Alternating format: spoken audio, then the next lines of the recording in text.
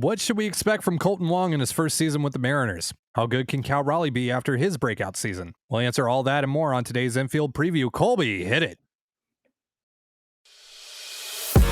You are Locked On Mariners, your daily Seattle Mariners podcast, part of the Locked On Podcast Network, your team every day. It is Thursday, March 23rd, 2023. This is Trident and Colby Patnode for the Locked On Mariners podcast, which is brought to you by Game Time. Download the Game Time app, create an account, and use promo code LOCKEDONMLB for $20 off your first purchase. Last minute tickets, lowest price guaranteed. Thank you so much for making us your first listen. Subscribe, like, and turn on alerts if you're watching on YouTube, or subscribe and leave a 5-star review on your preferred podcast platform if you like what you hear. And if you want to hear from us even more, please consider signing up for our Patreon by scanning the QR code above my head. The link, as well as our social accounts, is also in the description below. Today's season preview for the 2023 Mariners will focus on their catchers and infielders. We'll be going around the diamond discussing each individual player set to make the team and any others who could factor into the equation at some point this year. And Colby, we got to start behind the plate with one Cal Raleigh, the man that ended the Mariners drought, the one they call Big Dumper. And it was a really interesting 2022 season for Cal because he starts the year on the big league club, struggles at first after not a great 2021 season either, gets sent down. Tom Murphy gets hurt almost immediately after. Raleigh only gets a few games down in AAA, gets called right back up, and somehow, some way, he's a completely different player going on to slash 211, 284, 489 with a 121 WRC plus. That was a 4.2 F4 season. He was fantastic behind the plate, Gold Glove nominee, and showed how tough he was towards the end of the season, playing through pretty much his thumb being half broken off, catching 18 innings in Game 3 of the ALDS, having a great series in Toronto during the wild card. He goes on to hit 27 home runs in the regular season with 63 RBI. So my question for you here to kick things off is, what are your expectations for Raleigh now that he's broken out? Do you think this is who he is now, and this is what we can expect? This is the kind of player that we can expect out of Cal Raleigh? Yes, I think there's a little bit more in the tank even. Again, because second time through the league, should be a little healthier this time around. I also think having, Tom Murphy, a legitimate backup catcher, to take some pressure off of him so he doesn't have to catch 120 games this year. I think that's also going to help his overall numbers. When you look at the numbers, 30% strikeout rate, that's a little bit higher than you would like, but, almost 10% walk.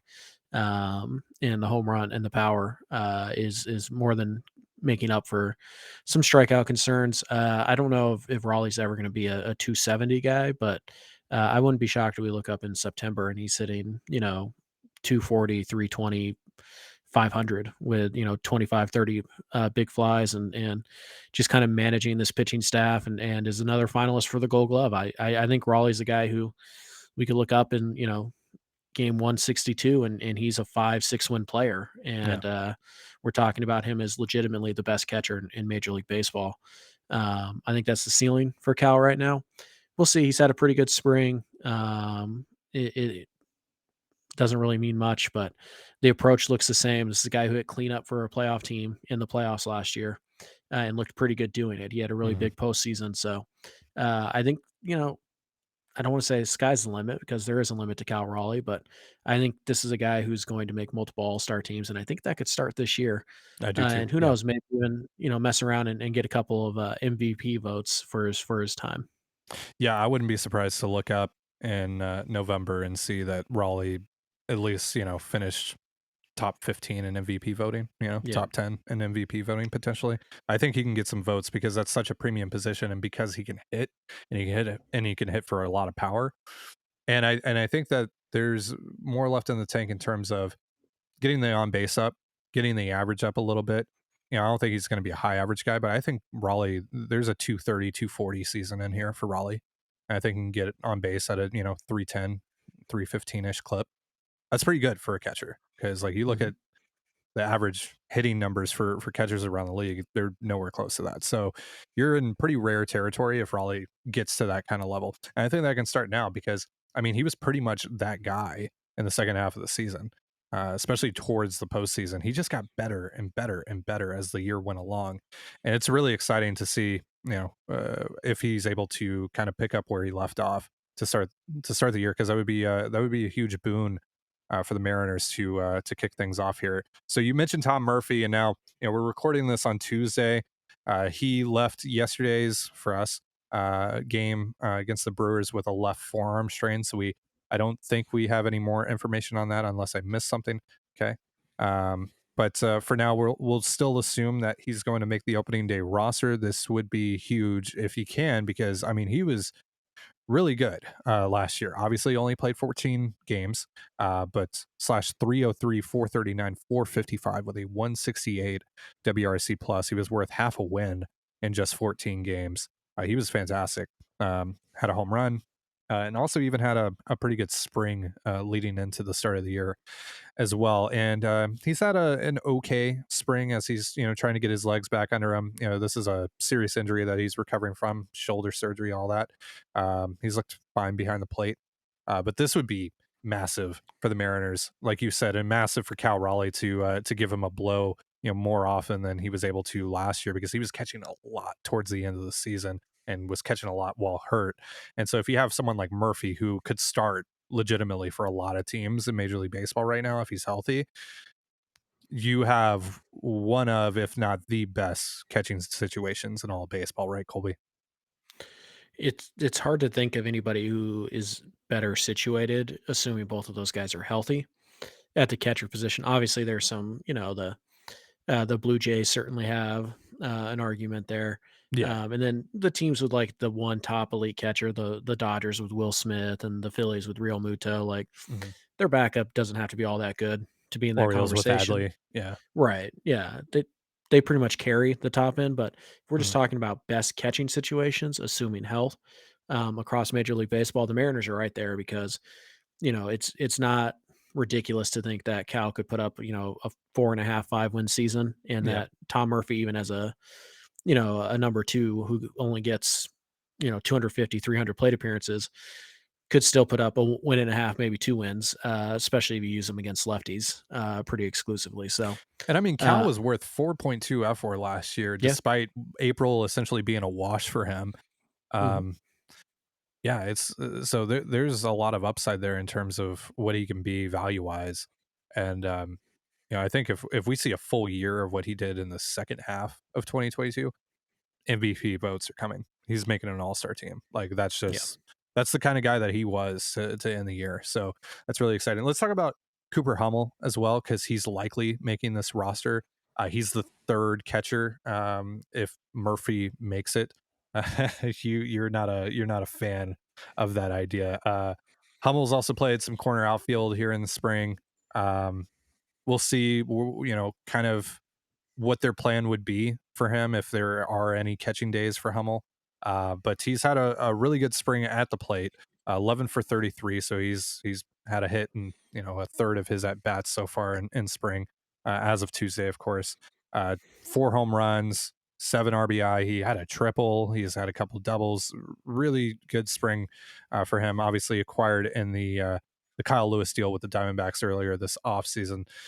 So, there isn't a lot to go off of, but Hummel's someone that's dominated pretty much every level of the minor leagues. He's proven it, down there.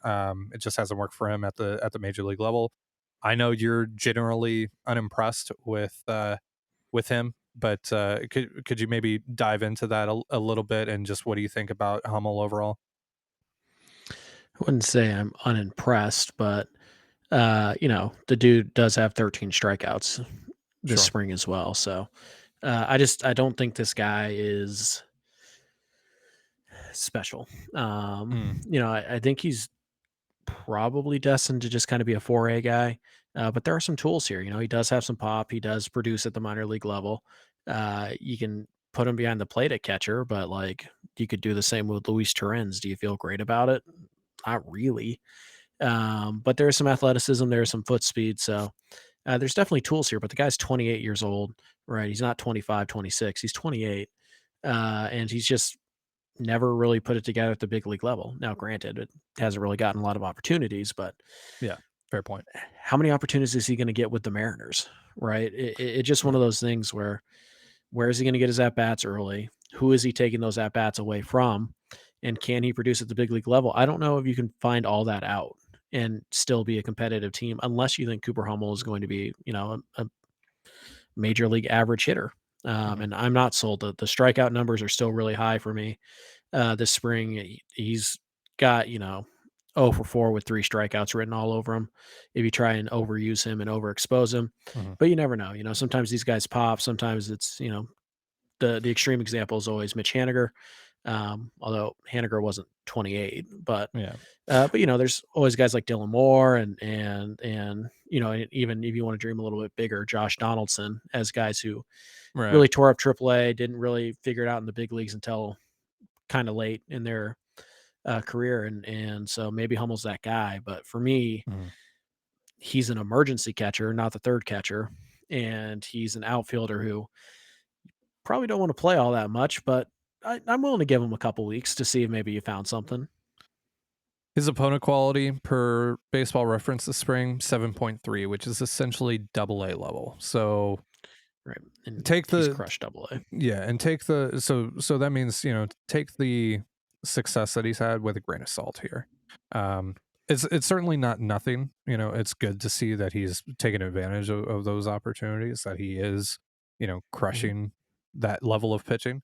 Uh, but it's going to be a different animal when he goes up against major league caliber pitchers night in and night out.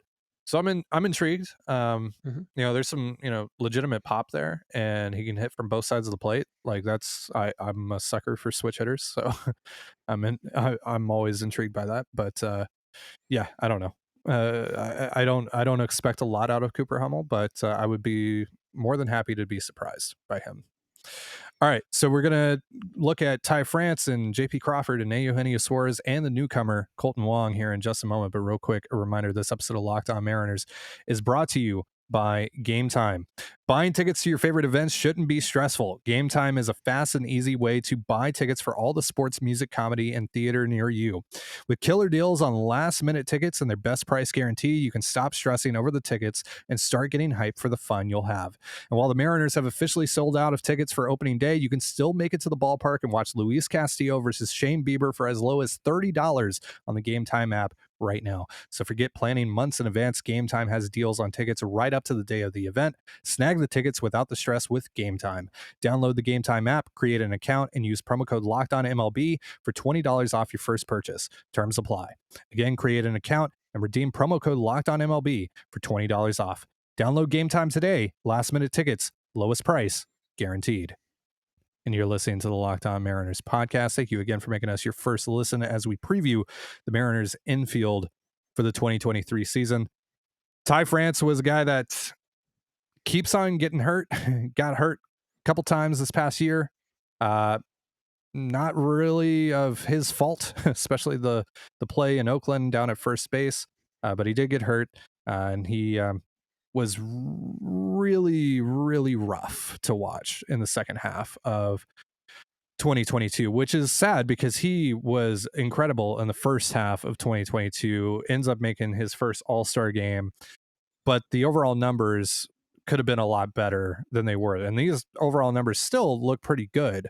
And that just is a testament to how good he was in the first half. 274, 338, 436 with a 126 WRC plus, 2.4 F4 with 20 home runs, 83 RBI, and 140 games. He ends up only missing 22 games, but really the injuries impacted him so severely at the plate, and it kind of felt like they ended up rushing him back a little too soon, and he was just fighting through it. And he even said as much during his spring training interviews that he did with I believe Root Sports or maybe 710, one of those.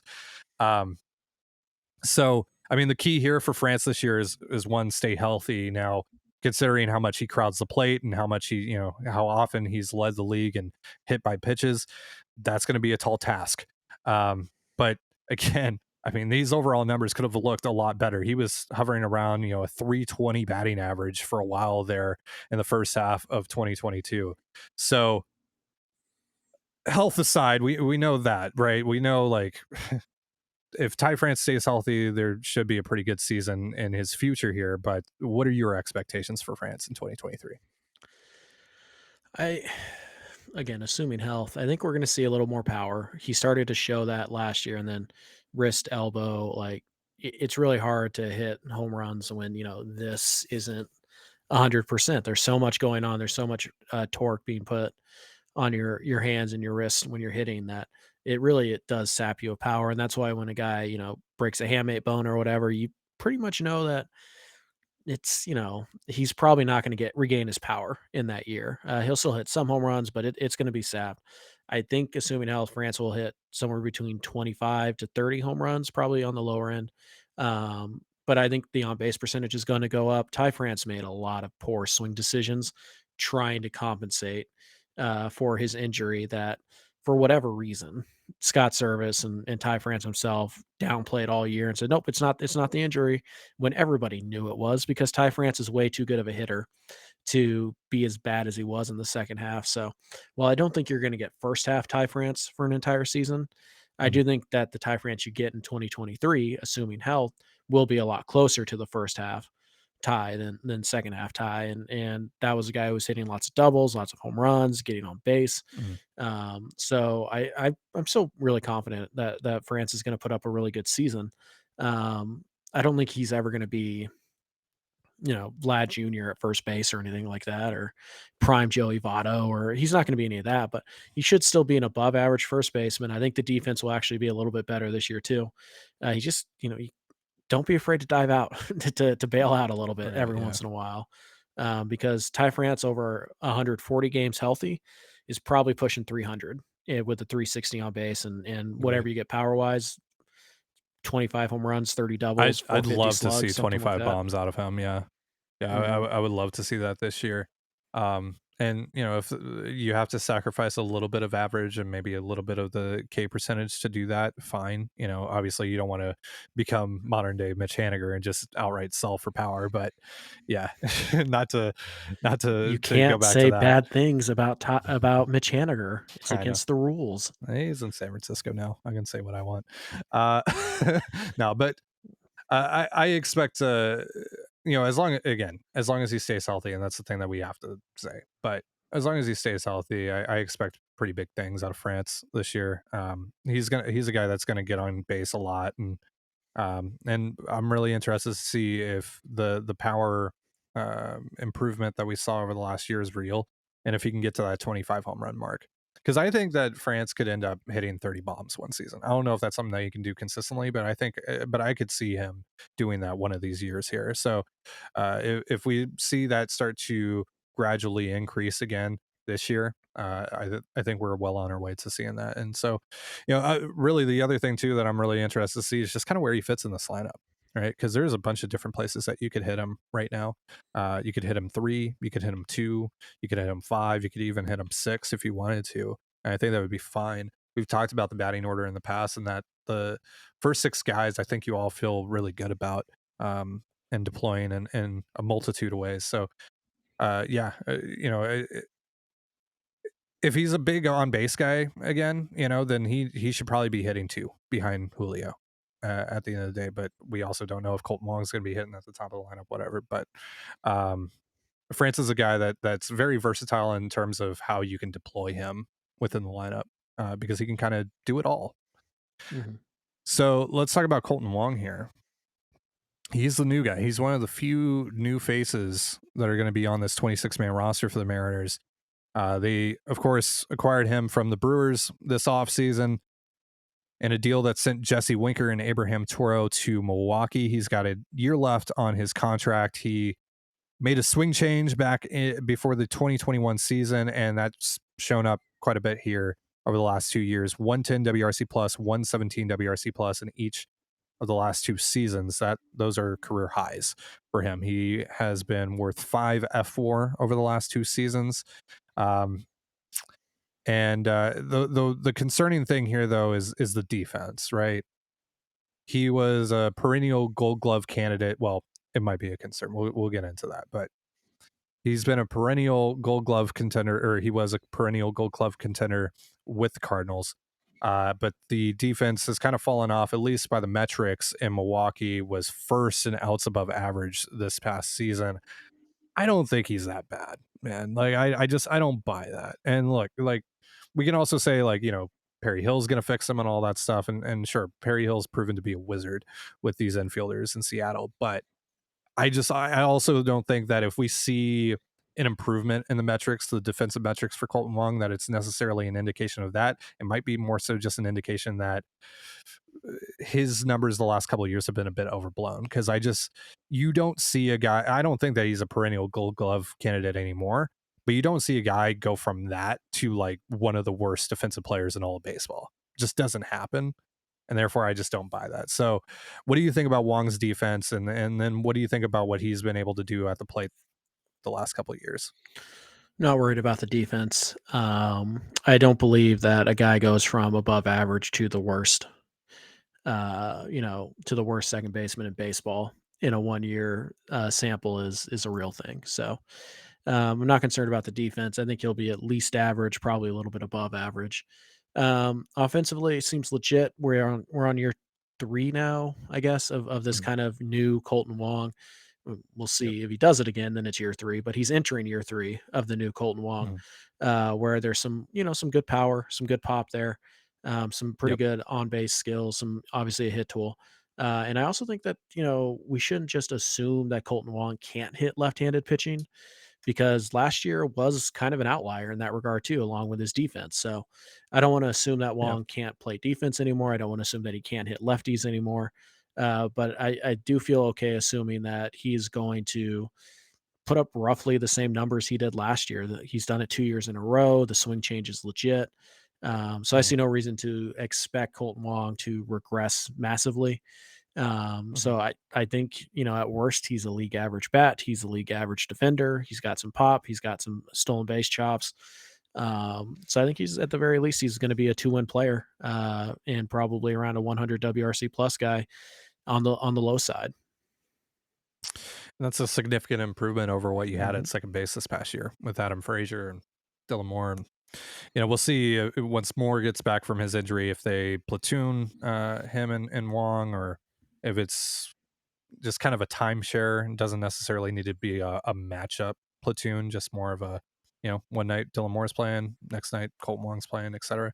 We'll see how that all works out. Let's talk about Eugenio Suarez, who obviously brought the good vibes last year. Amazing season for Suarez in his first year with the Mariners.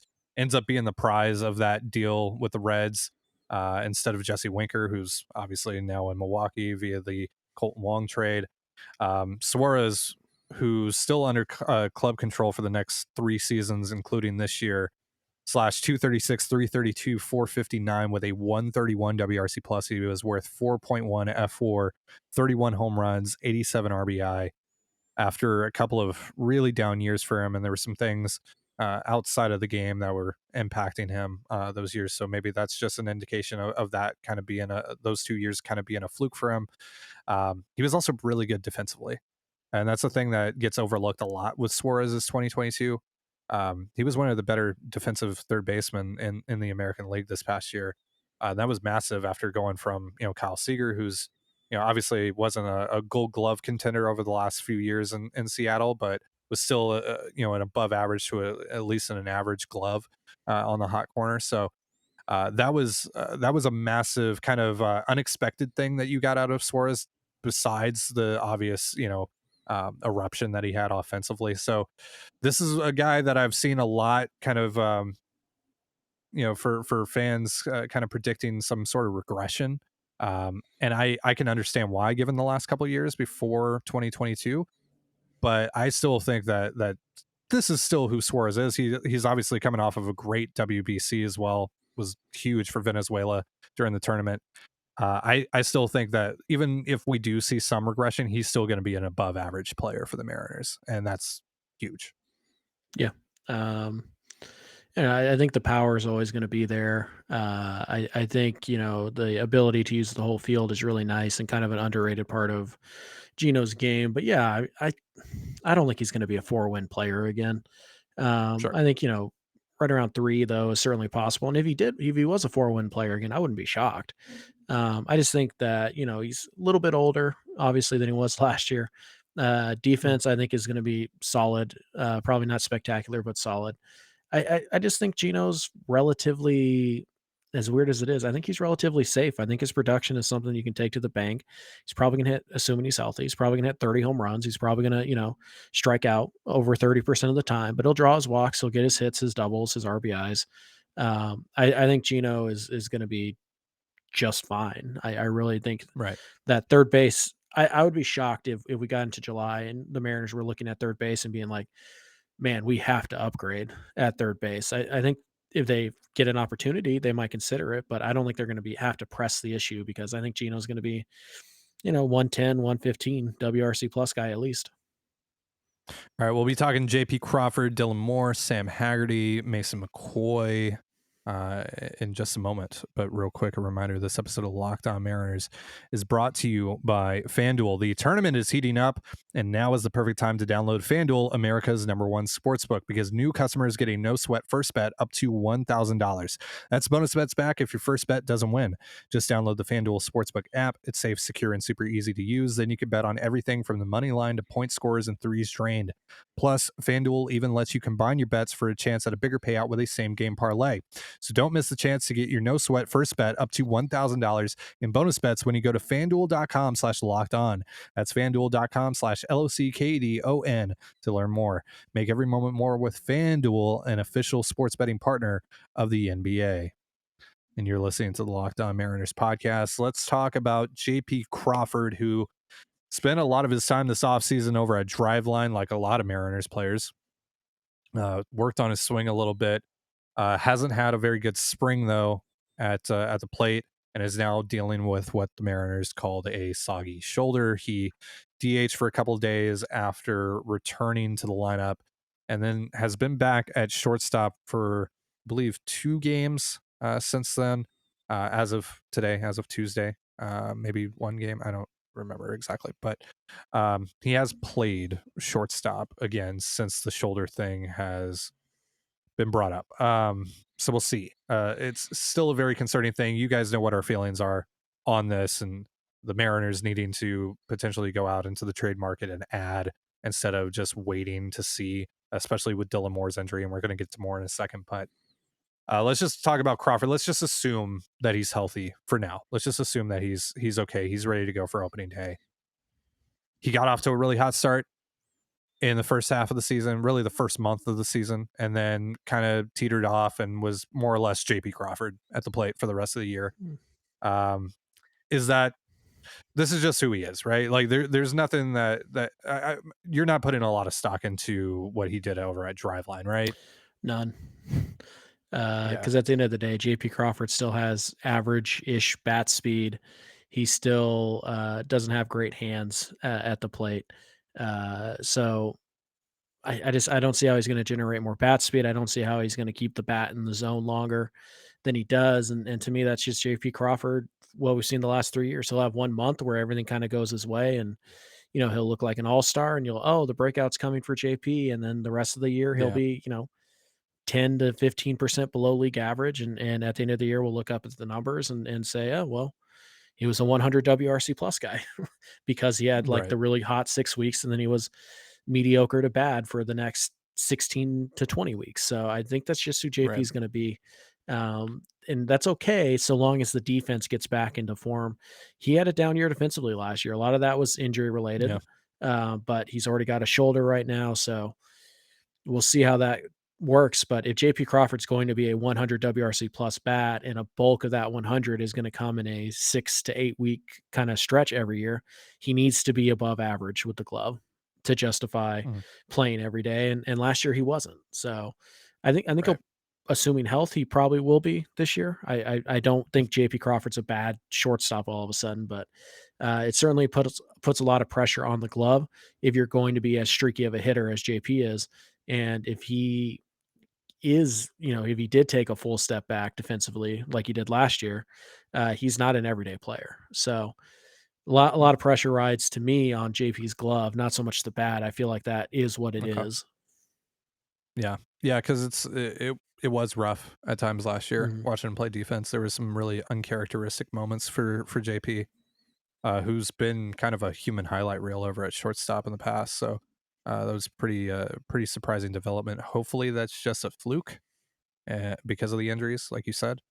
Because yeah, like you mentioned here, the offense is not spectacular. It's not going to carry JP.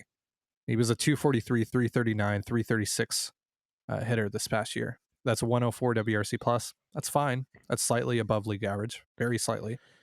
And he was worth 2, F4 flat. Mhm. And a lot of that, that's his second highest total in that category, after being worth 3.3 wins by Fangraph standards in 2021. And that was mostly because of defense, right? And Fangraphs also agrees that he was rough defensively. He went from a 9.6 plus 9.6 defensive rating in 2021 to a negative 1.5 Yeah. in 2022. Um, he posted a career high in walk rate, 11.3%. Mhm. That's nice. That's good to see. At least he's still getting on base at an above average clip. And he's not striking out a lot, 13.3% of the time this No. past year, which is a career low.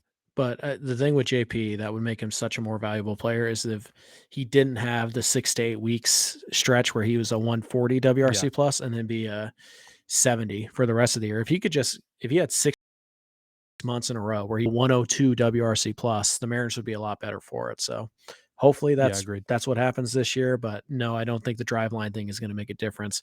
I still don't like the Yeah. swing. I still don't like the setup. But Yeah, clips that I've seen circulating on Twitter of him at driveline, the swing looks exactly the same, and obviously we're not swing doctors, so the hand there's position probably is some the minor tweaks. same.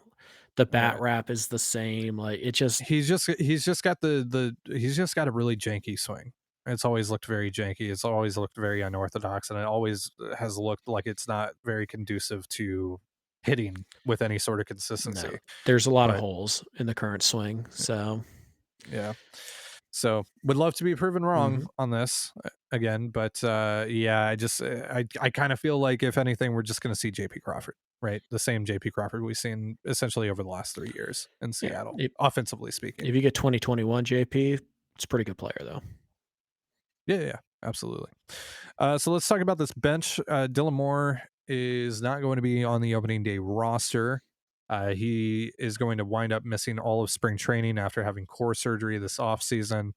Had a setback. We covered that on the show last week.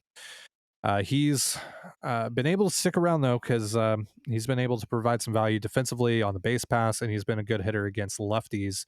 Overall, last year, 224, 368, 385 at the plate. They 126 WRC plus. He was worth 2.1 F WAR, 6 home runs, 24 RBI, struck out 29.4% of the time, but also walked 13.3% of the time. So he's been able to get on base quite a bit. So really the big thing here though is how much is the loss of a full spring training going to impact him? How quickly are they going to try and rush him back? Because they've set this 2 to 4 week timeline on him with his oblique injury. He's going to need an extensive rehab stint whenever that does come. And then he's going to be essentially thrust into major league games again with not a lot of seasoning this offseason. So I'm worried about, because look, we saw Malik Smith a few years back, and I'm not trying to compare these two guys just in terms of players, but like we saw Malik miss pretty much an entire spring training, and it just killed his entire season. And Yeah. so I do have concerns about that for Dylan, he's a low average hitter, high on base guy, doesn't provide a ton of pop. I just worry about that bat being more or less non-existent given the lack of reps that he's had, Yeah. because he's already kind of on that fringe where it could go one way or the other for him. Yeah, I think the Mariners would be doing a huge disservice to both Dylan Moore and themselves if they tried to rush Dylan Moore back onto this roster before at least May at some point. And that's if Mhm. there's no setbacks. That's if it's only a 2 week before you can pick up baseball activity thing. I don't want to see Dylan Moore on this roster in mid-April. I think that's doing a disservice to Demo Yeah, and to the Mariners. So agreed. yeah, you're kind of in a tight spot. Again, this is why I think you need to go get somebody, because there are a lot of people out there who are Dylan Moore is probably going to be back in mid-April, and that's not good. That's not a selling point. The fact that you feel that you need to rush Demo back at the extreme like limits of this time frame that's been given points to how little depth you have there, which is why you need to go and get somebody. So spare me the Mason McCoy thing, spare me the Sam Haggerty can be the backup shortstop thing, spare me, oh, Dylan Moore will be back in April 15th and it'll be fine.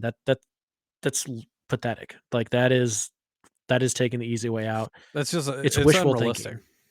It's unrealistic. Like that's what it is at the end of the day. It's not even wishful thinking. It's flat out unrealistic. That Right. is not possible for him to come back in mid-April after missing an entire spring training An entire with an offseason. oblique injury. Yeah, an entire offseason, really. You know, after having core surgery and now an oblique injury, like, and then to come back in mid-April after what I'm going to assume is only a few games, on his rehab stint. In that particular instance, he's not going to be a productive major leaguer. You can't expect that at all. That's completely unfair to him. And that, again, that doesn't fall on him. That falls on the team for making that decision, for allowing that to happen, if that's what their plan ultimately is here. So I plead with the Mariners here to not do that, to give Demo the proper time to get his legs back under him, because he hasn't played in real major league games in quite some time. So he's gonna need a little while here, and I don't think that he should be playing for this team until the end of April at the earliest. Very, very earliest. At least. Yeah. So let's talk about Sam Haggerty. We'll also talk about him in our outfield preview tomorrow, because he more so kind of fits in that line, because they haven't really wanted him to play in the infield much, at least last year. They kind of avoided him playing second base or shortstop like the plague.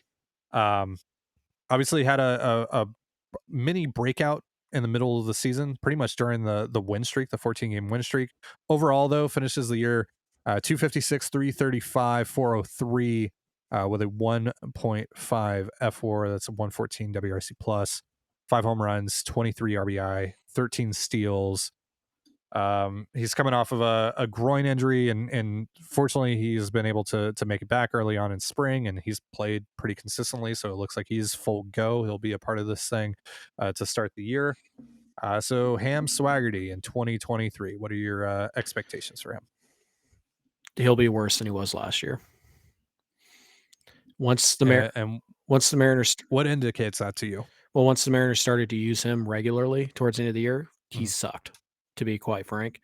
I think he can still hit lefties. The swing against left-handed pitching when he's hitting right-handed is pretty decent, and he's got some pop from that side too. I don't think he can hit right-handed pitching. I don't think that the 404 slugging percentage is realistic at all. He's just not that guy. I think this is a guy who kind of he comes up in small stretches, and he can hit a fastball a little bit. He can hit the breaking ball a little bit, but once you start to game plan for him, once you start to see more and more reps from him, he becomes easier and easier to pitch to. The elevated fastballs are just blown by him from the left side. He has no shot against that pitch with his current swing. So to me, he's a pretty strict platoon / pinch runner. And I think he's decent in the outfield, but he is not as good as some people make him out to be, because Haggerty will make these great catches and you go back and you watch them and it's because he took a bad route or because he got a bad jump. He's not a natural outfielder. So his role on this team really is pinch running, late game defensive replacement if they need it. Right. If you feel he's a slight upgrade, maybe they feel he's a slight upgrade over someone like Teoscar, in the ninth or something like that. You should always be looking to do better than Sam Haggerty. That's the type of player Sam Haggerty. Like if he's on the roster, fine. He's a 26 man. Right. And so you should never feel like, oh, I have to keep Sam on my roster. He's not that guy. Now, if he comes out and he does what he did last year, he puts up the same slash line, but over the course of an entire season, then we can have a conversation. But like you said last year, it was pretty much a 3-week stretch and then little isolated pockets where he would have a good, 2 games, and then it would be 0 for 7 with 3 strikeouts. And it just, he's a bench guy. To me, he is a solid 4A, like he's your 26 man. You're going to carry him for a year. Fine, whatever. But you should always look to upgrade that spot. I don't know. Like I like Cam Swaggerty. He's a fun player. He can certainly steal bags. Speed's legit. Some pop from the right side. I think he can hit lefty pitching a little bit, but he's a zero from one side of the plate, and it's the side of the plate you kind of need him to produce if he's going to be, even a fringe regular to me. But I'd love to be wrong because he's a lot of fun to watch when he's on. So let's do some house cleaning here real quick. Tommy LaStella has returned. He's played in a couple games, but he's hitting. He's not playing defense, so we haven't seen him in the field at all. Nope. We don't know if that's a viable option at all for him. He seems like he's on the outside looking in. Mm-hmm. Colin Miranda also seems like he's on the outside looking in. Yep. Had kind of a nice start to spring, but has tailed off as of late. He's on a minor league deal. We'll see what the agreement is there, if he has an opt-out or not, if he doesn't make the club, which is what's expected. And then Mason McCoy might be the bigger benefactor here of Dylan Moore's injury, because he can actually play shortstop. Pretty good defender. Like that part I have no issue with in terms of McCoy. It's just the bat is nothing. I know he's had a good spring at the plate, but he hasn't hit for a 100 plus WRC plus in the minor leagues since 2019. 2019 in AA, he was 99 WRC plus. 2021 in AAA with the Orioles, he was a 74 WRC plus. And then this past year in AAA with the Mariners, 96 WRC plus. Yeah, he's a 26, 27-year-old who couldn't crush the PCL. Yeah. He's not a major league quality bat. Yeah, I don't buy it at all, personally. No offense to Mason McCoy. At the very least, he'll give them some value defensively on the days that he's out there, if he does make this roster, because he's likely going to play probably once a week. But that's about it. You shouldn't expect really anything out of him offensively. So that's about it for our infield preview here. I know a lot of it was very much like, not necessarily concern trolling, but there are question marks with a lot of these guys. There's a lot of, ifs with, in terms of health, and in terms of just, with a guy like J.P. Crawford, where you don't really know what you're going to get. But we'll see out of this infield. There's certainly a lot of talent here. And so that catching spot, though, that we talked about at the top of the show, really fun to think about if everyone stays healthy in there. That's a really good situation for the Mariners moving forward. So that's going to do it for our show. Thank you so much for joining us here on the Locked On Mariners podcast. For Colby Patnode, I'm Trident Gonzalez. Be sure to give us a follow on Twitter at LO_Mariners. You can follow me at Dane Gonzalez. It's DANEGNZLZ, and Colby at CPAT11. That's CPAT11. Follow us on Instagram and TikTok as well at Locked On Mariners. That's one word, Locked On Mariners. You can also find all that stuff in the description of this episode. And thank you again for making us your first listen. Now, for your second listen, check out Locked On Fantasy Baseball. Win your league by listening to Matt and Dom every day as they bring you the best fantasy draft strategies. It's free and available wherever you get your podcasts, just like us, part of the Locked On Podcast Network, your team every day. And with that, have yourself a beautiful baseball day. We'll see you tomorrow. Peace.